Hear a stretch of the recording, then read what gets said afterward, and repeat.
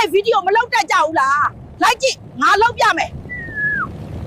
အဖွားကြီးဆိုတာမခံရအောင် AI ဗီဒီယိုလုပ်တဲ့နီလန်းကိုကျွန်တော်နဲ့အတူတူအလွယ်ကူဆုံးနီလန်းနဲ့လုပ်ကြည့်ကြမယ်နော်ကဲအခုပဲစလိုက်ရအောင်ပထမဦးဆုံးအနေနဲ့အားလုံးရဲ့ဖုန်းထဲမှာပါတဲ့ Google တွေကိုကျွန်တော်ဝင်လိုက်ပါမယ် Google တွေကိုရောက်ပြီဆိုရင်တော့အပေါ်ဆုံးမှာကျွန်တော်ရှာထားပြီးတဲ့ Google Enterprise ဆိုတာလေးကိုနှိပ်လိုက်နှိပ်ပြီးပြီဆိုရင်ကျွန်တော်တို့ကဒီ link ပေါ့နော်ပထမဆုံး link တွေကိုဝင်လိုက်ပါ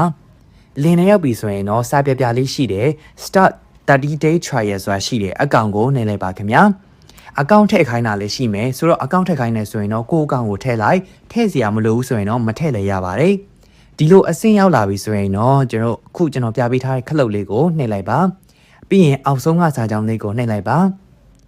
နှိပ်ပြီးသွားပြီဆိုရင်တော့သူကစာရေးရမှာဖြစ်တယ်စာရေးတဲ့နေရာမှာဆိုရင်ကိုကဘယ်လိုပုံစံဗီဒီယိုလုပ်ချင်နေဆိုတာကိုကိုယ့်ရဲ့သတ်မှတ်ချက်စံနှုန်းအတိုင်းတွားပြီးတော့ရေးလို့ရပါတယ်ခင်ဗျာ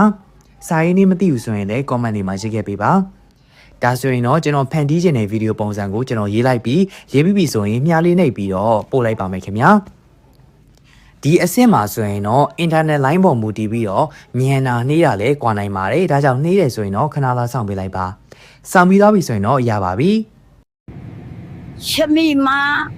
3မာလာဂျစ်ဘာဂျစ်နီ ကိုလောက်ထားတဲ့ဗီဒီယိုကို save လုပ်ချင်နေဆိုရင်တော့ download လေးကအများလေးကိုနှိပ်ပြီးတော့ download ဆွဲလိုက်လို့ရှိရင်ရသွားပါပြီခင်ဗျာ